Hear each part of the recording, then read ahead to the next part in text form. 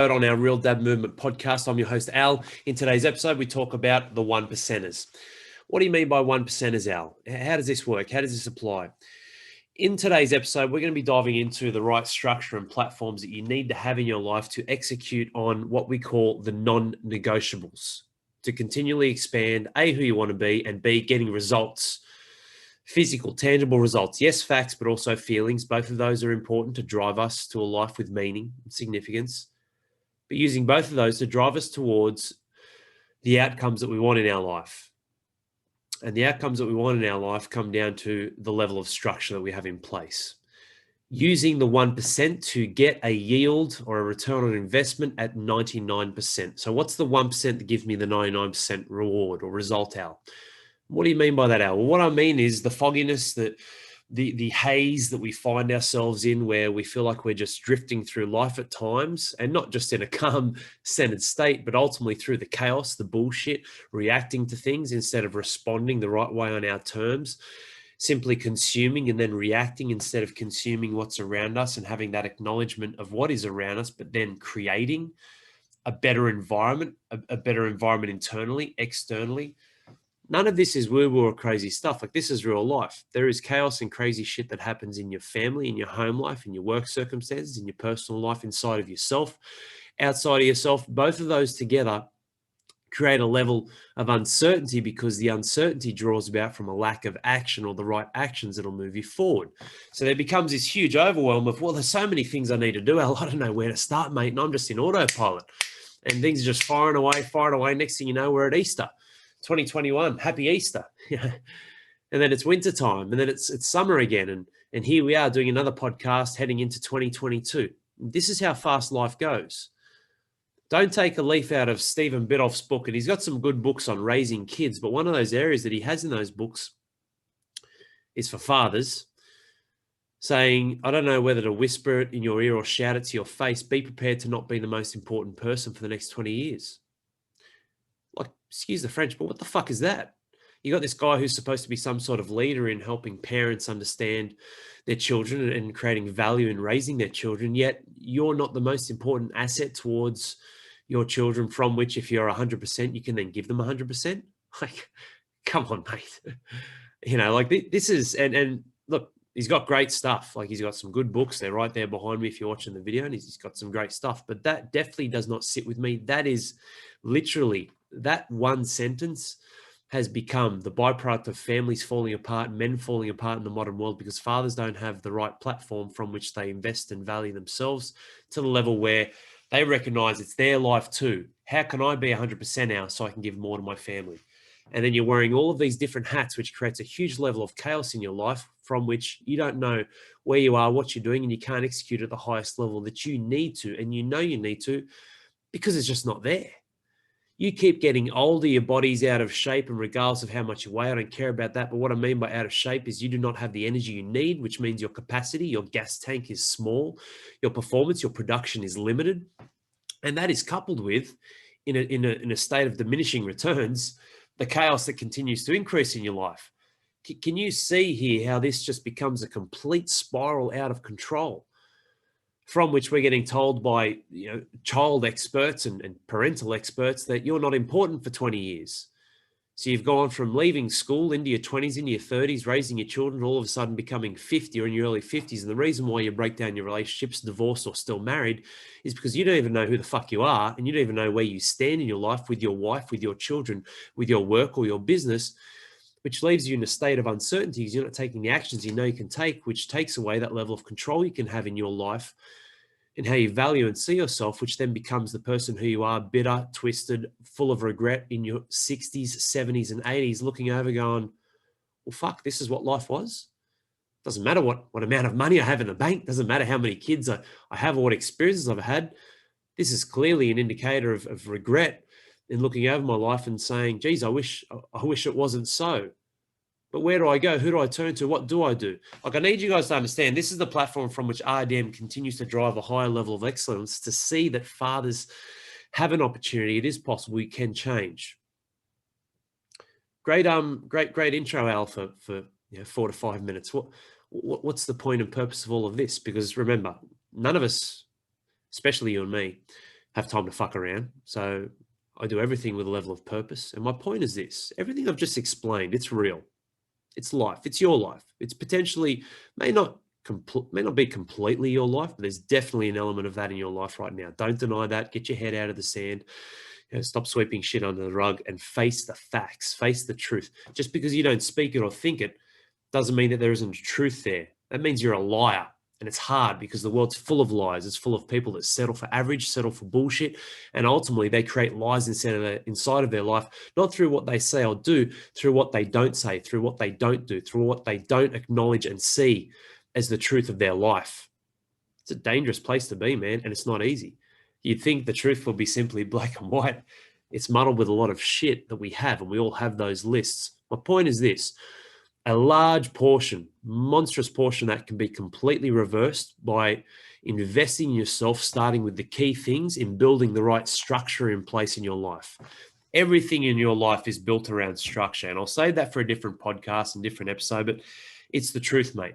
Your level of belief and self-value, your energy levels, the way you turn up in your marriage, the way you turn up for your children, for your business, your work, what you do, how you add value to the world, what you do inside of yourself, your thoughts, feelings, emotions, all of those are a byproduct of the structures you have in place, because what structure creates is a level of value of time that you'll never get back, and a level of value of the energy to be efficient in how you invest that energy, coupled with that time that you'll never get back.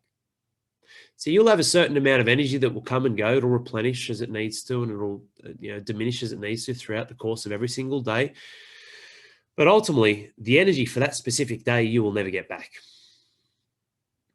The greatest way to enhance this, though, which is the point of this podcast, is dialing in the most important things. Yes, you can call it focus. You can call it a priority, not priorities, plural. That doesn't exist.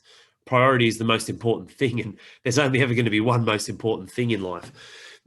It's using all of those, but using it in a way that might be a different cue for today's session for you to go, yeah, well, I connect with that, Al. That makes sense. You can look up Pareto's principle or Pareto's law that talks about certain variables where it's like, well, what's the 20% of work that I do in this area for RDM that gives me 80% of the reward? There's lots of different breakdowns and ratios. When I'm talking about 1% and 1%ers, I'm talking about taking the easy road.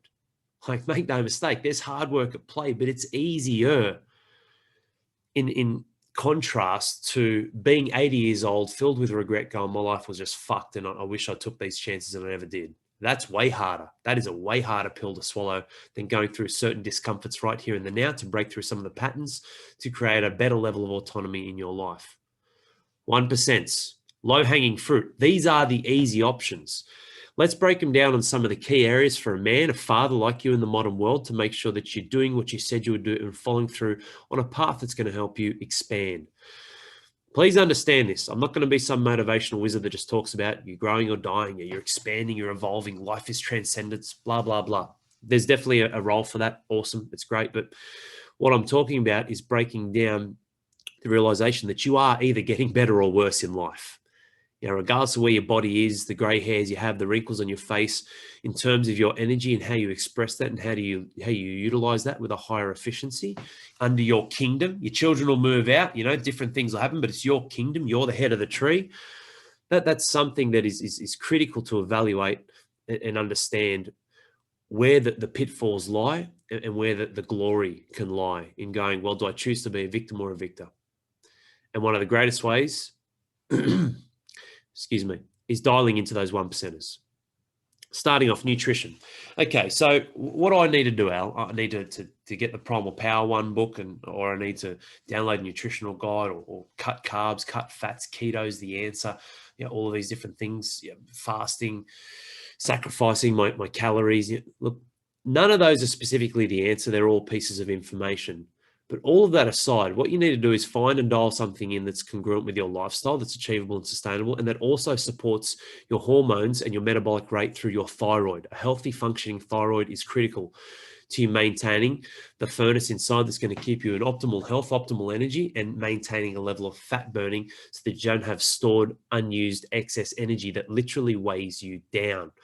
Doesn't mean we need to be shredded. I don't have a rippling 8-pack, but I'm very strong, very fit, very healthy, and competent in what I do. I've got a massive gas tank, and my performance goes through the roof. because of that. But what is the 1% that I've applied to nutrition that yields the 99% ROI? My investment's 1%. And this is crazy. Like it's so simple. It's so in your face and true and real, but it's unrecognized by a lot of us. Why? Because of what I opened up with in this podcast episode. The chaos, the fog, the cloudiness around us leaves us with no clarity to pinpoint the one thing we need to focus on to move us forward. So I'll give you some personal examples for nutrition. 1%. What's the 1% that will yield the 99% return? My 1% is as simple as this: buying bulk and getting them to package and put the meats together at the butchers in a way where I know it's going to sustain me for 2 to 4 meals, and storing that either in the fridge or freezer in a way where I know it must be used or it will go to waste, and coordinating that with my carbs and fats and what I do in a way that is setting me up to be successful for the week and have lots of energy. How do you do that, Al? Well, simple. I'll give you a very, very simple example right now. I'll get 3 sets of 3 chook breasts. Okay, it's already been trimmed back. It's all set, good to go. Chuck it in the oven, 150 degrees. Throw a shitload of salt on there. Salt's amazing for you. Get the white sea salt. Himalayan rock salt's okay, but white sea salt's better. And throwing it in the oven, 150 degrees, 25 minutes, done. 3 chook breasts, it's going to give me roughly 180 to 230 grams of meat per serve, which is going to yield around 30 to 50 grams of protein. Done. Don't even have to think. You want to cook some spuds or sweet potato in the oven? Awesome. Good for you. But while I set that up, which takes me literally, like it's turning the oven on, putting some herbs and spices on the chicken, putting it on a tray and throwing it in. Setting the timer. Like you could do it in 60 seconds. While I'm doing that, the other 60 seconds, so this is a 2-minute investment, is throwing 3 cups of rice or 3 half cups of rice and a half cup of quinoa in a rice cooker, and then doubling that with water or coconut water, because there's some good electrolytes in that, adds a nice flavor. You've got to go 2 to 1. So if it ends up being 2 cups of rice or quinoa, it's 4 cups of liquid. Throw it in the rice cooker, turn it on. Done. Every half cup gives you 2 serves. So if I do 2 cups, I've got 4 serves there. Like that's a lot. So I've got 4, and it ranges. I'm just giving you a quick example, but it ranges between 4 to 6 serves with my rice and my chook. I'll do 3 to 5 chook breasts. Beautiful. I'm set. I am done, man. Super easy. Yes, I've got the RDM protein powder. That's amazing. It saves me from having kilos of meat every single day. It's convenient. It's something that's structured. It's not a meal replacement, but it certainly helps me with the digestive enzymes with the other food I eat, and the collagen in there. It's phenomenal. Keeps me young, healthy, strong, looks after my bones, my joints, all of the above, gut health and so on. Yes, I do that. That's convenient. It's not a meal replacement. It's not loaded with 30 ingredients. It's 5 ingredients. Like that's it. All natural. Awesome. So yes, I'll do that. And I'll go for the quick kills in that respect. But when we're looking at this, look at this 1%, man. I've spent, even if we blow it out 5 minutes, I've spent 5 minutes preparing the next 3 to 6 meals, as well as, like I said, having my protein shakes, having other things like my oats and other sources of meat, whether it's bacon, eggs and whatnot that I've prepped as well. All of that collectively can be around 10 to 15 minutes worth of prep time, whether it's the shake, bacon and eggs, the chook, the rice, spuds, whatever it may be, fruit. Because we have protein, carbs and fats. We don't sacrifice here. We have everything. All of that for a 15 to 20 minute prep is across the board going to give me anywhere between 10 and 15 meals. Mate, that's massive. Like there's your 1% right there. Because those 10 to 15 meals, eating that, consuming it, digesting it, getting the health benefits, getting the energy from it to then perform at work, to perform in the gym, to perform with my family, with my children. All of that is the 99%. It takes way longer. It's a way longer period of experiencing life than the 10 to 15 minute so-called sacrifice, which it isn't because you're expanding into a better version. It's a sacrifice if you don't do these things, to ultimately set the foundations in place where the decision-making process is done. The thought process is done. I don't have to think. The non-negotiables are in place. I will waste money and time and effort if I do not consume and do this. Like, it's that simple. Set yourself up so you're planning the work and then bang, man, you just work that plan. That is your 1%. Quick kills, 1%. What do I need to do? Awesome. Bang, bang, bang. Set that up. Beautiful. Now I don't have to think. I know exactly what's happening. Like I used to laugh when I saw the pairs of undies that you'd see advertised where it had literally every day of the week, Monday, Tuesday, Wednesday. But I see the relevance in that. You could set up your work uniform, any sort of uniform. I mean, I've got my RDM button up on. I've got singlets. I've got shirts. I've got polos. But Yeah, all I basically wear is RDM. That's my entire wardrobe. But my point is this, like, there is value in that. And what's today? You don't have to think. Save your willpower, your brain power, and it is a processing unit. Save your computing power between the ears to apply that level of focus on what truly matters. And I'll bundle that up with the 91% autonomy in your life, because that's huge. That's an important thing to recognize. I'll just make a quick note so I don't forget. And this will all make sense. But bundle that together to go, what do I need to focus my efforts and energy on? It's not picking out what specific pair of undies. And obviously that's one, not extreme, but that's one specific example. It doesn't have to apply to your life. But in the key areas with the greatest variables, one of the biggest life forces that will drive home the energy and the experiences you'll have is your nutrition. But it's also got the most variables. Creating space for yourself, training, time out with your family, all these other things that are the life force, the lifeblood of what entails you as a man and what has meaning and significance in your life. It can be pretty constant. And it can just be a one hit. Now, I might have 2 to 3 date nights or date days with my wife. Done. Set it in place. Awesome. I might train 3 to 4 days a week. Beautiful. Done. Time out with the kids, creating something new, a new experience, teaching them something, helping them learn. Awesome. 2 to 3 times. Your nutrition is 3 to 5 times a day. Like, that is frequent, man. That's the most frequent life force, which means it's got the most variables in different environments, which means it's got the most chaos if you don't create structure and order inside of your life. I hope you can see what I'm talking about here, and this is coming through to you. Incredibly powerful. It's why I started with nutrition. It's very important when you have 20 to 25 meals a week to see the variables, the volume and frequency, the return on investment, and what that yields to you, all bundled in a whole world of chaos that can be tied into 1% of application, effort, and focus at specific times throughout the week to set you up to win the week, to win the month, to win the quarter, to win the year. Like, here we are, the time recording is 12th of January, bang, game on. Like, we're 2 weeks into 2021, the second year of the decade of dads. We've got that on the back of our shirts. I'll be wearing that shirt. I don't care how many holes it gets in it. This is our decade. It is our time. I'm not going to wait. I can't wait till 2031. Now is the time. This is needed. You know it. I know it. It's why what we do is at the highest level. There is no competition. This is focus and domination for 2021. Yes, for RDM, obviously, but for dads as well. 1%. Ask yourself this question. Where am I going backwards by applying 99% of unfocused, unconscious efforts in the area of my life, but also nutrition, specifically right now, that's only yielding a 1% return? See, it goes both ways. It's very important to recognize that.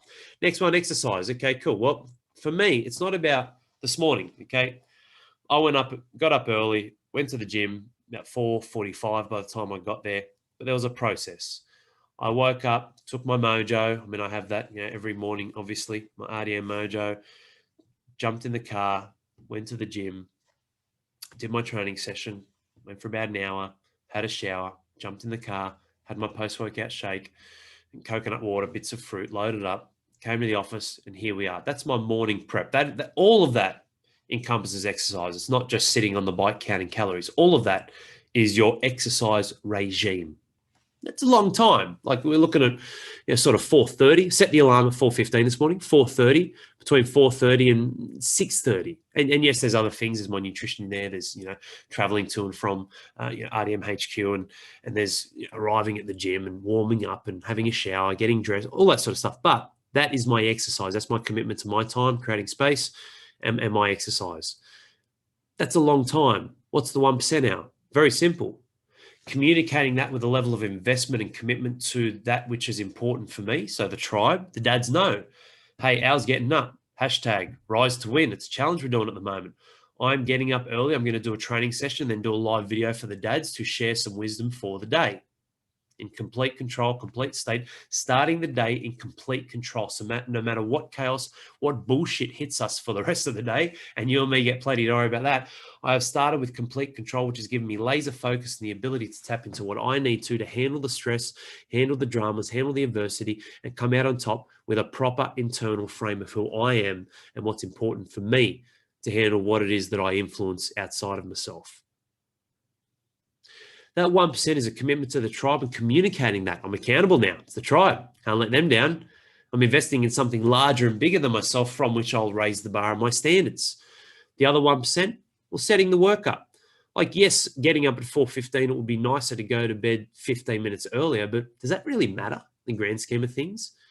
Or do I spend that 15 minutes before bed having my RDM night rider? So that puts me into a good sleep, gives me good depth in my sleep, wakes me up more refreshed and more recharged. I literally get my mojo out and get everything ready and set there. Got my glass, everything set. I will wake up. I don't even have to think. I've got all my gym bags set. I've got my clothes to change into, my towel for the shower, my deodorant. It's all there. I've already got my plan and structure set for the next day. So from what rolls into waking up, exercise, RDM, doing this podcast right now, coaching calls, family time and commitments, pools with the girls this afternoon, creating, support for my wife with dinner, bath time, bed. The entire day is done. All that's left is to experience it and be present in the moment. Can you see here how the pattern of setting up the 1% in one area of my exercise completely steamrolls what the next events that follow will be, and the level of efficacy, like the way I approach it, my efficiency and my performance in those, and what that will entail? And guess who's watching? My children. Guess who's part of it? My wife. Guess who sees the results and the rewards? My tribe, RDM. Getting all my gear out ready and early to just fucking bang, rock and roll, setting the alarm and commitment to the tribe. Those three things take less than 15 minutes to yield an investment, which is obviously prolonged, like my body will stay in good shape. There's a return on everything I'm doing with exercise that lasts longer than 3 hours. But that 10 to 15 minute investment gives me 3, 4, 5, 6 hours to set up the entire day for me to win. 1%. What's the 1% that gives you the 99% return on investment? And the investment is you, your time, your life, your energy. Environment. Do you need to go and join clubs and spend hours and hours in certain places, people, places and things? And like, to be part of the RDM environment, you're in. That's it. You got access to it at any time. The 1% is making a commitment, engaging, consuming to then go and create in how that applies to you, the coaching, the mindset tools, the pieces that we put in place for our dads to go and execute. That's it. That's simple. Like your environment and what you spend in watching our coaching videos, the dads who are part of RDM will obviously watch and listen to this podcast, all the different coaching elements and what we have across the board of a week. Yeah, it's not 20 hours of work. We don't need it, but it's connection every single day. But the 1% is a commitment to that connection and investing time and prioritizing time to engage and dive into the group. 1%, 99%. These are the key things. Planning family time, relationships. Like when me and my wife are alone and together, look, I don't need to have some sort of different agenda. I've known her since I was 17. Like, this is something where we've been together for a long, long time. And ultimately, the time is ours to create whatever we choose and desire, which is why, again, I'll do it on another podcast episode, and I've done some where I've peppered around structure, but structure is critical. You are buying your freedom. I am one of the most rebellious people you'll ever see. Don't worry about that. When it comes to rules and regulations that don't flow with me, it leads to a level of fear, victimhood, bullshit surrounding, whether it's the education system when I was going through high school, nearly getting in punch-ons with teachers that were just complete fuckwits, and I could see that. And yes, obviously being young and full of testosterone, I was rising to the call and willing to stand up for what I believe in. And that my wife's a primary teacher. I'm not bagging out the entire industry as a whole. I'm saying for myself, there's a rebellious nature, but the gift in having that freedom, which is what people who are generally rebellious want, is removing the chaos and creating structure to value your time. You're buying your freedom. Jocko Willink and ex-special forces in the USA, yeah, discipline equals freedom. It's great. But you don't need to be disciplined or heavily disciplined to live a fruitful life. In fact, you need fuck all discipline.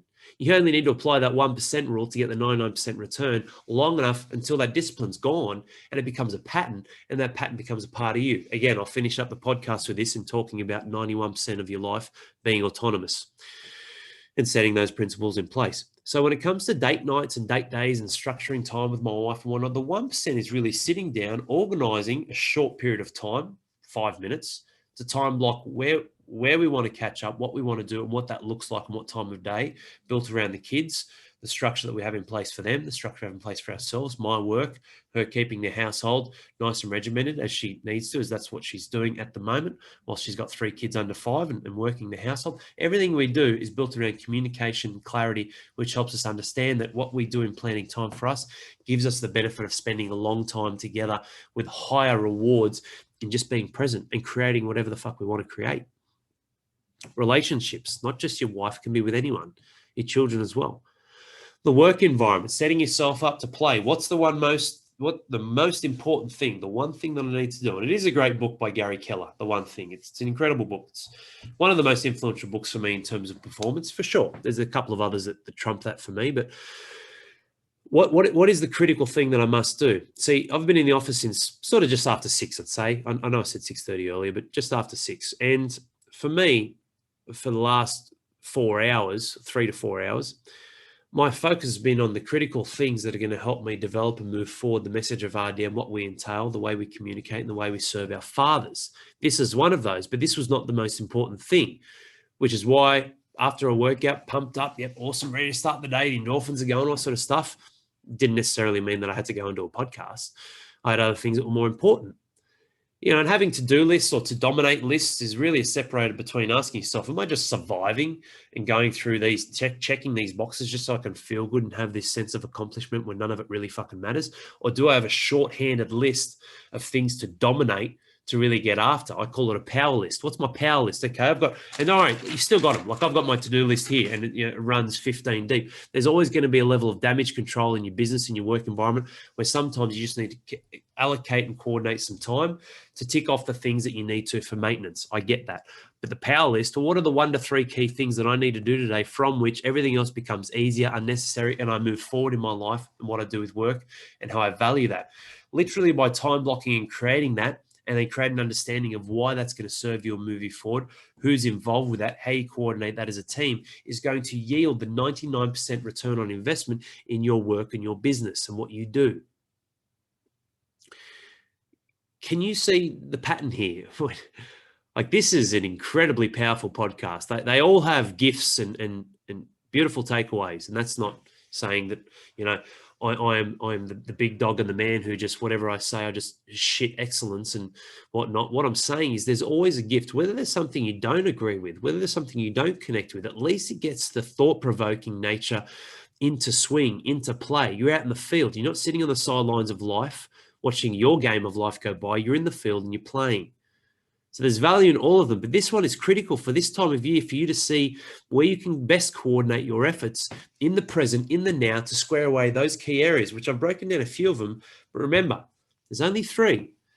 Your circles of significance, the 3 most important things that make your life: family, self, service. All of them. There'll be some counter-juggling, counterbalancing at times where you'll lean on others. The circles will be bigger in others than they will in some of them, and that's okay. But too often as fathers, just like Stephen Biddulph said, which other people have reinforced, you just give up the next fucking 20 years of your life and then you're left helpless and isolated, and you've got nothing of value you can add or give to those you care about. Well done. Well, what a great way to move forward into the second half in life. And please understand, I'm not a smart ass, but I'm saying that with absolute certainty that if you continually take action and back yourself and invest in yourself, you can give more to those you care about. Your kingdom. King of the castle, your palace, but it's your kingdom. You are the head of the tree in your own right, in your own respects, that can add that influence and power over those you care about. First and foremost, yourself. Which brings me to my final point, to bundle all this together with some context. 91% of your life is autonomous. What I'm talking about now is creating a high level of effort and energy in the present, from which, when you have that balance of power between being present and autonomy, what you're doing automatically, conscious and subconsciously, you are winning and re-recording the subconscious mind with patterns that serve you, from which you've made that decision from the conscious mind.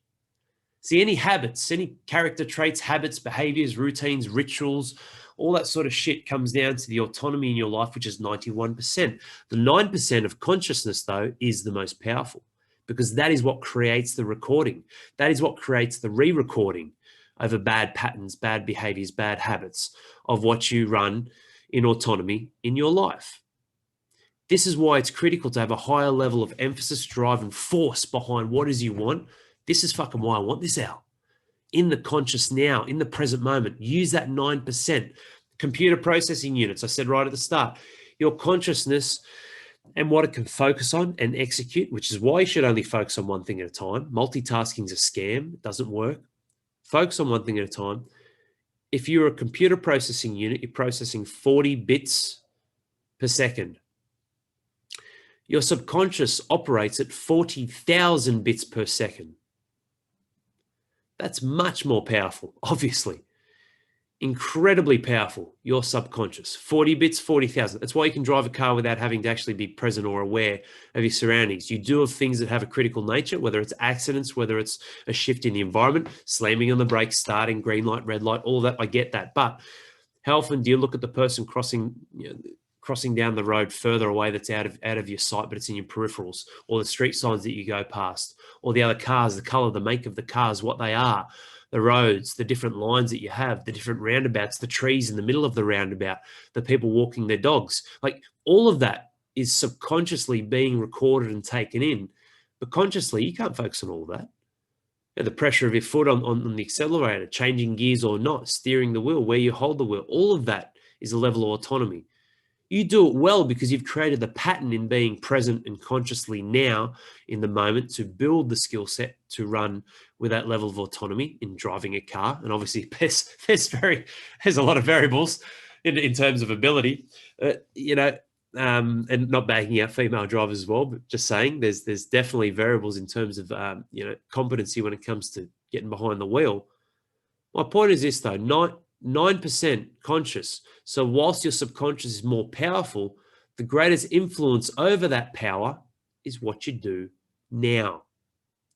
Which is why, even if we change this 1% to 99%, if we change it, what's the 9% I can do to create the 91% return? Like, that's probably, I guess, if we're going to pick something scientific, something real, awesome.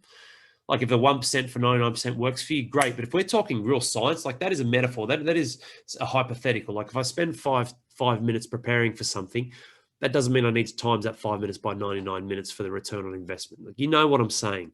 But if you want to talk science, absolutely. What's the 9% that I'm consciously present, consciously aware of, doing right here and now, that's going to set me up for better future present moments, for better future nows, in which 91% of those better future nows, even though I'm still present in that, are actually run autonomously from what I've done, what I've set.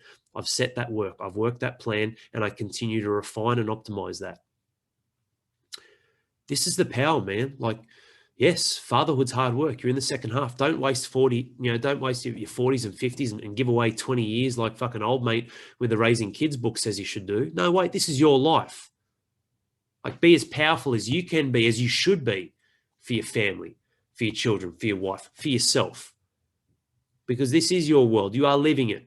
Regardless of the chaos, the fog, the drifting, the floating through space, just feeling like Groundhog Day, spiraling out of control at times, this is your life.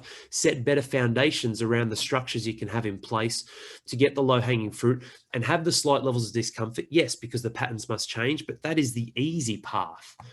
The uncomfortable nature, the discomfort is leading you to an easier path. Do what is hard, your life will be easier. Take the easy road, mate. Not if, but when the adversity comes that you haven't foreseen or you haven't handled before, it will fucking knock you for six.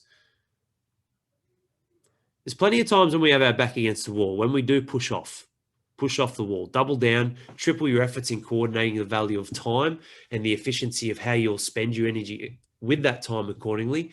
And there's your 99%. That's the huge return. It's only a small investment, 1%. Apply that 1% every single day. Apply that 1% across family, self, and service. And I promise you, mate, you'll make big inroads into creating a wonderful life for the back end, for the second half, but creating intent with better focus and pure fucking domination for 2021. Hope you enjoyed this episode. Make sure you dive into our other episodes and check in for our next few ones where we're getting some amazing guests on board.